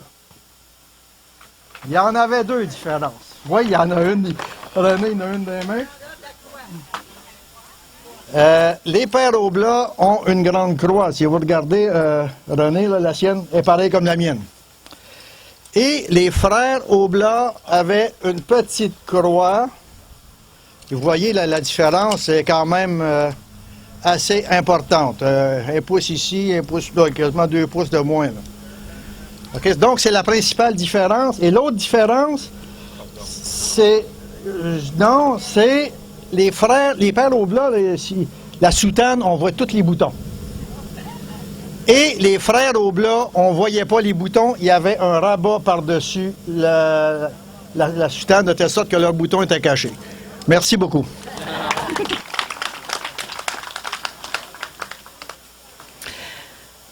Monsieur Parent said, "This great adventure started in 1844 with Bishop Bourget. Asked for the Oblast of Mary Immaculate to come to this area to lead and serve the men clearing the lumber in the Algonquins and with the Algonquins who lived in front to do their trades. In 1862, Bishop Gig, first Bishop of Ottawa, accepted that a mission would be established along the shores of Témiscamingue, and in May 1863, Father Pian, Father Lebray, and Father Mourier arrived at the mission. Their work was double duty to evangelize the Algonquins and tour the different sites of the lumber yards or the chantiers, covered a large territory which occupied at least 2,000 men. And also they took care of the horses, the food, and the equipment. All that was brought from the south, Ottawa area, which was called then Bytown, and then brought up north. In 1866, the Sisters of Charity arrived to take care of the hospital, the orphanage, and more. The brothers Maffet and de Bigari, who arrived in 1872, were responsible for the supplies of the mission. They grew from their gardens vegetables and cereal for the residents, the orphanage, the sick, and the visitors to the mission. Also crop for the animals. Because of the high demand of food, with the growing population, 1874, Brother Maffet cultivated Kelly's Bay, which is called today Ville-Marie. The creation of the Colonization Society of Témiscamingue was founded by Father Paradis. The southern part of Quebec was overpopulated with a lack of space. They were invited to come north to settle in the area. The forestry industry was a good source of revenue for the new arrivals. The settlement brought a third mandate to the Oblast. The settlers were going to Kelly's Bay in the Duhamel area, which brought the closure of St. Claude. In 1881, they received permission from the Bishop Lorrain, Bishop of Pembroke, and their superiors from Ottawa to close and establish a new one in the Duhamel Township. A new house was built in 1881 by Brother Moffett to lodge the travelers and the workers. This house still stands today. A hospital, a church, and a presbytery was built in 1886. The town started taking shape with a post office, a wood mill, and a flour mill. After 24 years of existence, the mission saw a few of its buildings move to town and the rest fell into ruins. From Ville-Marie, the Oblast continued their work with the Algonquin communities, and as far as Notre-Dame-du-Nord in 1921, which they called Tête-du-Lac, or Northern Témiscamingue. A letter was sent to Rome asking the Oblast to stay for life in their community, and it was granted. Their work slowly lessened in 1960s, but today they still have responsibilities in the Winaway region. During these 137 years, 9 bishops and 20 priests were known. Merci, Monsieur Parent, for this small history lesson. Very interesting.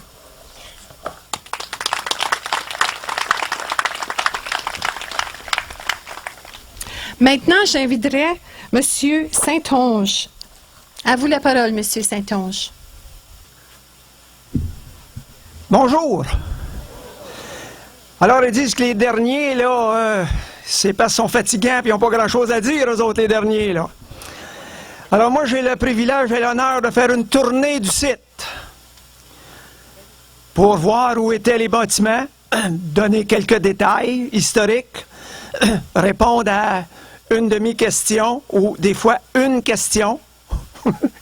Ensuite, on va monter la promenade, puis on va revenir. Alors, ceux qui ont l'énergie, ceux qui ont la jeunesse dans les jambes, ceux qui ont le désir de marcher le terrain, n'aurez qu'à me suivre. Bon, mais avant de commencer, parlons du terrain ici.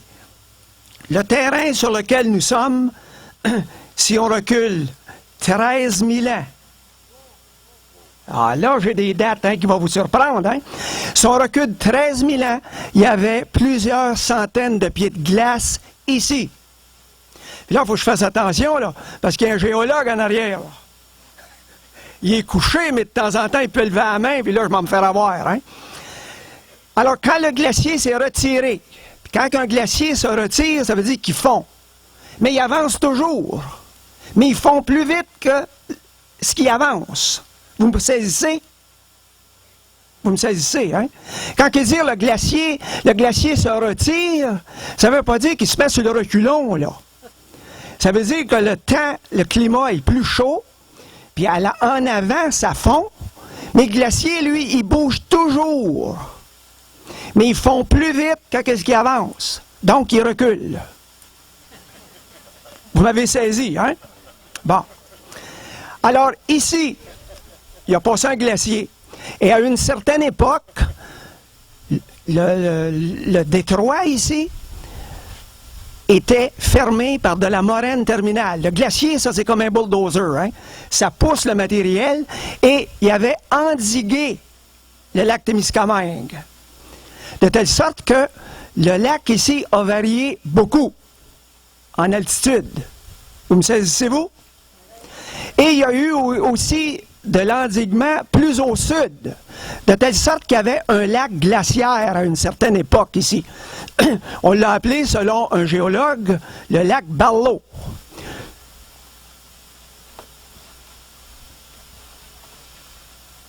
Donne-moi donc ton petit document.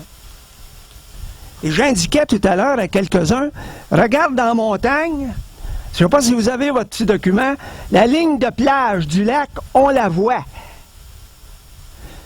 Le lac glaciaire, la vague allait frapper dans le rocher là-bas et on voit la ligne de plage. Donc ici, à une certaine époque, on a eu plusieurs centaines de pieds d'eau. Ah là, ça commence à vous travailler le corps, ça là, hein? De telle sorte que toute la région où il y a de la glaise, c'était le fond du lac glaciaire, ça. OK? Bon, j'arrête là. Et si on recule 5000 ans, le climat était meilleur à cette époque qu'il est actuellement. Et nous avons les preuves, là. C'est pas des histoires, ça. Ils s'en vont, ils font du carottage dans les lacs qui étaient juste à l'altitude de l'eau du lac. Et puis, ils ont les pollens et ils connaissent exactement la végétation qu'il y avait. Et le climat était meilleur il y a 5000 ans. Ce qui veut dire que les Autochtones étaient ici il y a 5000 ans. Fait que nous autres, les Blancs, là, on n'a pas à se péter les bretelles que nous sommes les premiers en région. Non, non, non. Les Autochtones étaient sur ce terrain-ci il y a 5000 ans. Plus ou moins 2000 ans. Ça vous surprend, ça? Ça vous surprend, hein? Et moi, où je demeure à Judge, j'ai un site qui date de 4000 ans. J'ai ramassé 2 chaudières de 5 gallons de tête de flèche. Vous ne me croyez pas? Arrêtez chez nous, à Judge, là, ou qui répare le pont, puis je vais vous les montrer. Des lances, des têtes de flèche, tout ça. Je les ai fait évaluer 4000 ans. Pas si mal, hein? Bon, ceci dit, là, j'ai parlé des Autochtones. Les premiers Blancs à arriver ici sont arrivés probablement 1675 pour établir un poste permanent. Il y avait des Blancs qui venaient, mais nous autres en histoire, quand la personne ne s'établit pas, n'établit pas une permanence, on dit « il a passé ». Mais il y avait des Blancs en 1675. Et là, je vais me faire battre par les gens de Fort-Témiscamingue. Parce qu'eux autres, ils disent, le premier poste à l'embouchure de la rivière Montréal, c'est 1679. Moi, je dis, c'est avant ça. Pierre Lamoureux, sieur de Saint-Germain, avait 3 postes en 75. Un sur le lac Nighthawk, un à l'embouchure de la rivière Frederick House, et un au détroit du Saint-Germain, entre les 2 lacs Abitibi, le Lower Lake Abitibi et Upper Lake Abitibi. Où passait-il? Il passait par la rivière Montréal, ou bien non, par la rivière des 15. Et pourquoi l'a-t-on appelé la rivière Montréal? Mais c'était la rivière qui nous mène à Montréal. Selon nous autres, là. Et puis, il y avait un poste à l'embouchure de la rivière Montréal, où c'est qu'il y a un barrage hydroélectrique, là. Il y avait un poste. Puis il a été détruit en 1688 par les Iroquois. Ils ont tout tué les Blancs qu'il y avait là. C'était leur coutume, les Iroquois, de remonter de temps en temps jusqu'à la baie de James. Puis ils semaient la terreur, en tous les cas. Ceci dit, donc, les premiers Blancs à arriver seraient autour de 1670, des trappeurs. Et quand ils ont établi un poste, là, on dit, oui, là, ils sont présents. Et on a eu une expédition d'envergure qui a passé ici en 1686. Le Chevalier de Troyes et Iberville et ses 2 frères, avec 33 canots, comme il y a au bord de la plage, là, et à peu près 40 tonnes de matériel. C'est quasiment pas croyable. 100 hommes, 30 soldats, 70 personnes régulières, des coureurs de bois, des voyageurs, et puis ils s'en allaient reprendre les postes que les Anglais avaient. Les fourrures s'en allaient plus autant à Montréal qu'avant. C'était la même chose que de nos jours. De nos jours, c'est le pétrole. Dans ce temps-là, c'est la fourrure. Alors, le Chevalier de Troyes passe ici en 1686 avec 100 hommes, 33 canots chargés. Ça, c'est énervant quand on pense à ça, là. Ça l'est énervant. Imaginez, là, 33 canots, comme on a d'accostés au bord qui passent, là. Bon, ça, c'est une expédition d'envergure. De telle sorte que quand on saute en 1860, 1863, qui est la fondation ici, il y a eu de l'activité au Témiscamingue avant. Beaucoup d'activité.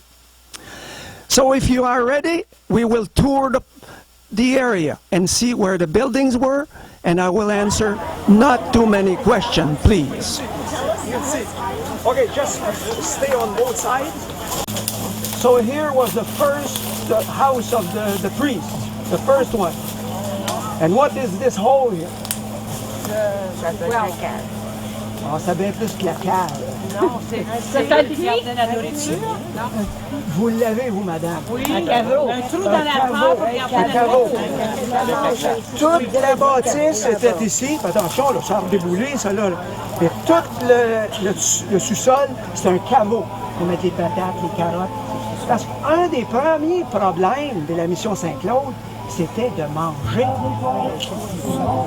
63, 64, là, 65, ça a été des années dures. Vous comprenez bien ça, là? Et la grange, elle, était bâtie après 72. So that's why in 1872, Brother Moffett came here with others.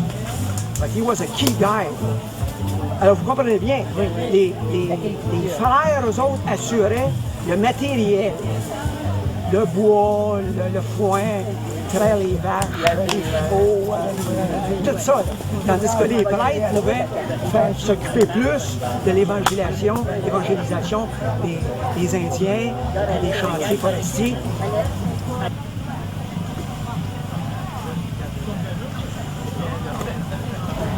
Alors, après qu'il y a eu la maison des pères, on bâtit la maison des sœurs, elles sont arrivées en 66. La première année, ils étaient dans la même bâtisse. Et l'année suivante, il y avait une bâtisse pour les sœurs. Puis il y a eu un hôpital, puis il y a eu une école. Puis, bon, c'est tout ajouté en arrière. René Lévesque, aime le monde ici, il est décédé Juste il y a en arrière. 14 ans. OK? Une question. Oui, c'était-tu les prêtres qui baptisaient ou c'était les hommes qui baptisaient pour les prêtres? Les pères travaillaient physiquement, les frères travaillaient. Il y avait des Indiens qui travaillaient. Ils engageaient des gens aussi. Il pouvait y avoir 25-30 travaillants à un moment donné. La première croix a été érigée, elle, en 44 à peu près. La première chapelle a été bâtie là, hein? Puis la deuxième, ici, là, on avait érigé une autre croix, là. Puis ça nous avait causé du trouble, on avait coupé des arbres sans permission. Ma soeur, imaginez. C'est quasiment un péché, ça. Il faut se confesser, c'est tout ce qu'il faut faire. Pour régler ça. OK, the front of the church, here. La chapelle. Et il y en a qui veulent les dimensions, je pose là. On va vous donner les dimensions de la chapelle. Je les avais trouvées, là. Je sais pas ça par cœur, moi, je les ai écrits, là. Vous voulez les avoir? Ben oui. OK, la chapelle. Oh, la chapelle était comment grande? Était. Ah, la première résidence était 8 mètres par 6 mètres là-bas, là. Les grandes que ma cabane à pêche. 8 fois 3, 24 par 18 à peu près, la première bâtisse. Ils ont rajouté, OK, le presbytère était 10 mètres par 9 mètres. L'hôpital, l'église, était à 50 pieds par 25 pieds. Ici, 50 pieds de long, était là, puis le devant était ici. 50 pieds par 25 pieds. C'est elle là, que vous voyez, là. OK? Et bon, ici, il y a une anecdote. Vous voyez-vous le trou qu'il y a là? Vous voyez le tas de sable qu'il y a là? Il y a à peu près 15 ans. C'est faux que ça a sorti. Il y en a qui semblent qui disaient qu'il y avait eu des bouteilles de boissons de cachées dans la chapelle. Non, non. L'eau de l'esprit. Ils ont dit ça, mais moi je ne connais pas ça, mais ils ont creusé. Vous le voyez, le trou. Une autre affaire raconteur, non? Ils ont creusé. Il y en a qui ont creusé Je vous le compte parce que c'est trop bon. Mais attention, ils sont venus creuser. Ils ont creusé. Ils ont trouvé. Non, ça, non, bien trouvé. Mais ils ont creusé. Voyez-vous ça? C'est drôle, là, comment les gens savent. Ça fait des bouteilles, à peu près 15 ans. Et ici, quand ils faisaient la mission, avec les Indiens, puis eux autres, ils aimaient bien le visuel. Hein? Donc, ils s'en venaient ici, puis toutes les branches se touchaient comme ça. Et là, durant la procession, ça priait, ça broyait, ça faisait tout ce que vous pouvez imaginer. Ça chantait, ça priait, ça broyait. Et puis là, les prêtres, ils montaient ici en procession avec les Indiens. Et puis ils montaient jusqu'à l'oratoire en haut à l'autre bout. À mesure qu'on va monter, vous allez voir, c'est quelque chose. Bon, ce que vous allez voir là, comme ils disent en anglais, you're going to freak pretty soon. Oh, wow! On va jammer. On va Fait que, regardez ça comme faut. C'est un mur de pierre. Regardez la mur. Un mur de pierre. Oui, madame. C'est pas naturel. C'est pas naturel. Et c'était la coutume de lire le bréviaire. C'est encore la coutume. Hein? Expliquez donc qu'est-ce que c'est lire le bréviaire. Le bréviaire, c'est une prière 5 fois par jour. Pas la même, là, des psaumes différents. Il y en a un le matin, le midi, vers la fin de l'après-midi, le soir, puis au coucher. Et dans un mois, vous passez les 150 psaumes. Les bateaux, c'était une job, ça? Il y en a qui sont repris 2 fois, je crois pas. Alors, Pas des fêtes. en 72, il arrive le père Paradis ici. Ça, c'était un entrepreneur pas de Saint-Saëns. Il y a une Madame Lacasse ici. Madame Lacasse, elle a écrit un livre, puis il va sortir bientôt. Ce père Paradis-là, ça, voyez comment c'est beau, ce sentier-là? Ah, oui. Ça, c'est tout de même. Yeah, like a Il dit, road. on va niveler ça, Yeah. puis on va bâtir un mur de roche à côté, puis ça va être pour lire le bréviaire. Ici. Pour réfléchir, pour rencontrer des gens, jaser, prier. Parce qu'il n'y avait pas des arbres de même à l'époque. Il n'y avait presque pas d'arbres. There were almost no trees. Hein? Yeah. Alors, quand les Indiens venaient vendre leur fourrure, ils pouvaient en avoir 150, 200. Ils étaient ici 2 semaines de temps. Ben, c'est bien beau voir les Indiens, là. Et Vacher, sur le bord de la grève, lui a dit hey, écoutez, les boys, on a besoin de vous autres. On va ériger de quoi qui va rester pour toujours. Mais attention, là. Ça, c'était bâti 72, 73, 74. Et il y a des bouts, là, vous regarderez, là, c'est encore droit, puis c'est empilé, des roches grosses comme ça. Vous savez ce qu'ils faisaient? Ils prenaient 2 pôles, mettaient une poche, enfilaient une poche là-dedans, puis ils mettaient des roches, puis 2 hommes s'emmenaient avec ça, puis ils tombaient à la bonne place. Il y en avait un autre gang qui revenait avec une roche. Il était peut-être 30-40 hommes qui charriaient des roches, puis du sable, ça de l'affaire. Quand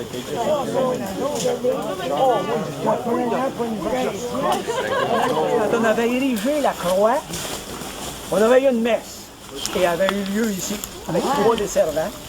Et puis, ça avait été apprécié, un peu comme aujourd'hui. Nous avons toujours une activité religieuse et une activité moins religieuse. Mais il n'y a pas gros de boisson, par exemple. C'est parce que vous n'avez pas creusé assez creux.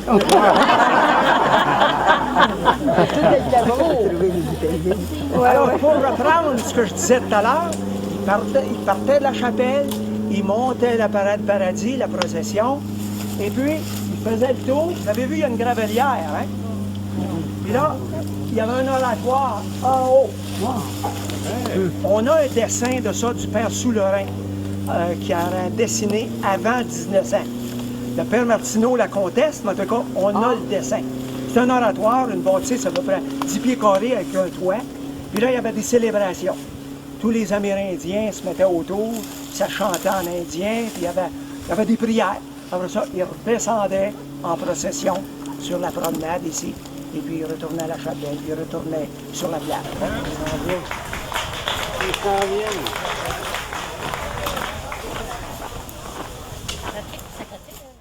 Ceux et celles qui sont branchés sur le Facebook, ça c'est pas moi.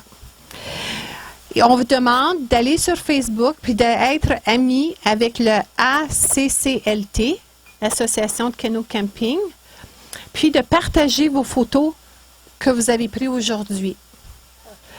Ceci conclut notre belle journée passée en très bonne compagnie, Merci, un gros merci à vous tous de vous avoir déplacés et de participer. Le succès de cette journée est grâce à l'implication, grâce à la planification et à l'organisation de plusieurs personnes et bénévoles. A special thank you to Bishop Moreau and Bishop Poitras, also to all the volunteers for their hard work. Bon retour et bien regardez autour de vous. vous avez fait des nouvelles connaissances. On n'a pas fait un partage entre les deux frontières. Bravo. Bonne fin de journée. Alors, je suis en présence de M. Jean-Claude Carrière, membre de l'Association Canot-Campagne du lac-Témiscamingue. Bonjour, Jean-Claude. Bonjour, Ernest, ça va bien? Oui, très bien. Hey, Jean-Claude, aujourd'hui, on a une belle journée. C'est le 24 août. On est c'est les derniers préparatifs pour la fête là, du 150e anniversaire de la mission Saint-Claude. D'où est venue l'idée de faire d'organiser cette fête-là? Bien, la Société d'histoire du Témiscamingue avec Cécile Herbette, et elle m'a parlé, elle a dit, Jean-Claude, est-ce que tu es au courant quand la mission Saint-Claude, ils vont fêter leur 105e, l'établissement de la mission, 150e, pardon, parce qu'elle dit, je pense que c'est l'Association de Canot-Camping qui en est propriétaire. Je dis, non, je ne le savais pas. Et on était à la paroisse Sacré-Cœur, au sous-sol, on avait une activité, et Père Richard Goy descend l'escalier, puis je vois Père Richard, je dis, ben oui, on pourrait peut-être demander si l'évêque aimerait ça venir faire une messe. J'en ai parlé à Père Richard. Ah, ben, j'en parle à l'évêque. Et c'est comme ça que ça a commencé. L'évêque a dit oui. Okay. Et c'est de là qu'on a embarqué l'évêque de Rouyn-Noranda, la Société d'histoire, la Clé des Champs, la Première Nation du Témiscamingue, la télévision communautaire, le projet Jamaïque One Love. En tout cas, je vais probablement en oublier, mais il y en a en masse à remercier. Ça fait déjà plusieurs mois là, que vous êtes en préparation pour ça. On a commencé depuis le mois d'avril. Fait que oui, il est temps qu'on accouche. Je vais pouvoir dormir enfin ce soir parce que veux pas, tu es toujours un peu fébrile avant que ça arrive parce qu'au cas que tu as oublié quelque chose. Mais comme tu dis, la nature est ici. C'est ça qui était le plus important, qu'il fasse beau. Je pense qu'il va y avoir beaucoup de monde aujourd'hui. Combien de monde vous avez d'inscriptions? Puis il y a peut-être des gens qui vont s'ajouter en plus. Bon, on a 75 personnes qui doivent traverser par ponton du côté du Québec. Et on a à peu près la même chose, 75 personnes qui sont venues par autobus. Ce qui était plus difficile, c'est que les gens en Ontario n'ont pas compris qu'il n'y a pas de place pour se stationner. Alors les gens avaient peur que ce soit trop long. J'espère que ce seront les gens qui vont participer et qui vont nous avoir fait confiance de prendre l'autobus, qui vont être satisfaits après la cérémonie. Okay. Dans une organisation comme ça, il y a bien des choses à voir. C'est quoi les dossiers les plus importants que tu as eu à organiser? Bien, écoute, je pensais, Ernest, que le plus important, ça aurait été de convaincre les gens. Mais finalement, les gens ont tout de suite embarqué. C'est pour ça que finalement, c'était plus facile que je pensais. Après ça, c'est juste s'assurer qu'on a bien compris, qu'on ne blesse pas personne. Parce que, écoute, on a plusieurs cultures aujourd'hui. Okay. On a les Premières Nations, on a les francophones, on a les anglophones. Le côté québécois, elle le pense moins, ce côté-là, mais nous, on le vit, hein, franco-ontarien. Puis quand tout le monde est venu ensemble, et on va chanter en latin aujourd'hui, en algonquin, en français, en anglais. Et puis, c'est assez rare que ça se fait que bravo à tout le monde qui ont décidé d'y participer. Oui, puis d'autant plus, c'est pas facile d'organiser, de faire la promotion comme sur deux régions. Du côté du Québec, du côté d'Ontario, c'est quasiment un travail en double. Ben, regarde, Ernest, ce qui est le fun, c'est que Lac-Faux-Témiscamingue avec le Collège Boréal, Campus Nouveau-Escott, on travaille sur tisser des liens entre les Témiscamingues.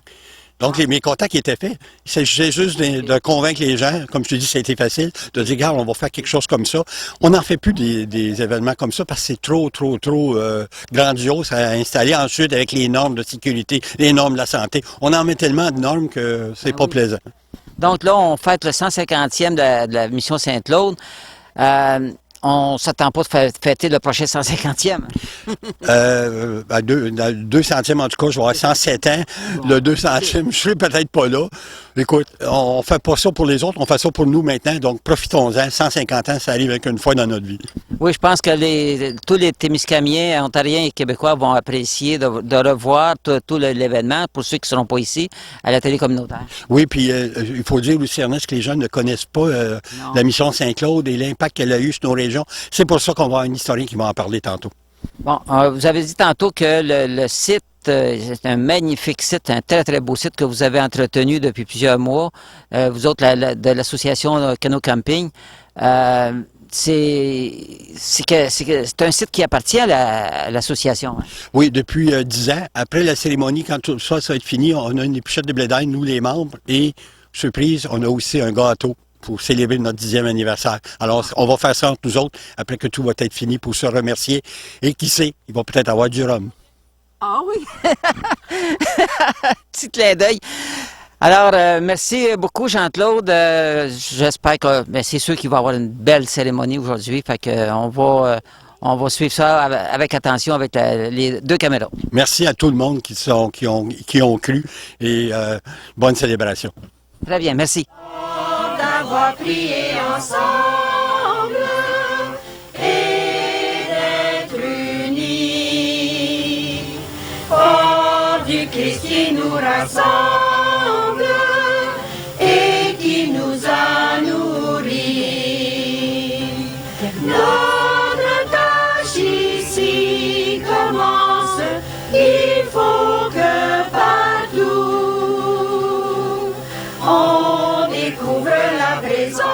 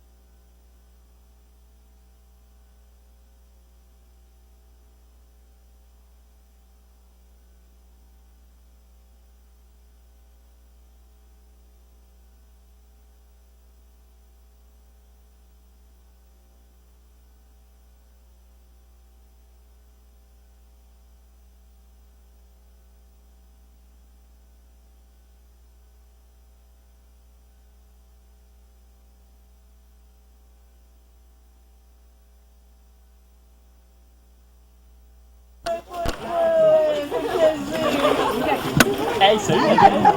Allô, Madeleine! Allô, Gabrielle! Ça on arrête justement ici, il va y avoir une photo du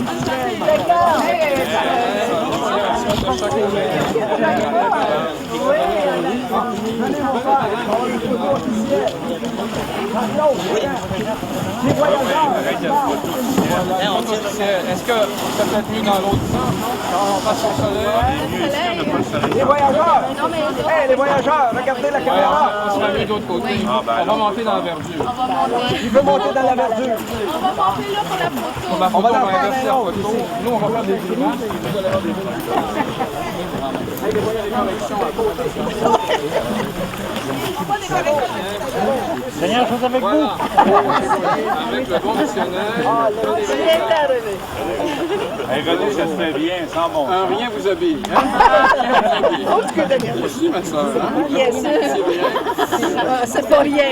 Je vais vous dire, mon père, c'est beau d'être rien. Ça doit être chaud sur la tête quand même. C'est, oui. On l'a mis à l'ombre. Hein? On l'a mis à l'ombre. Oui, oui, oui. Ça sera pas long, là, hein? Vous restez là. À traverser le lac au À qui il faut garder, là?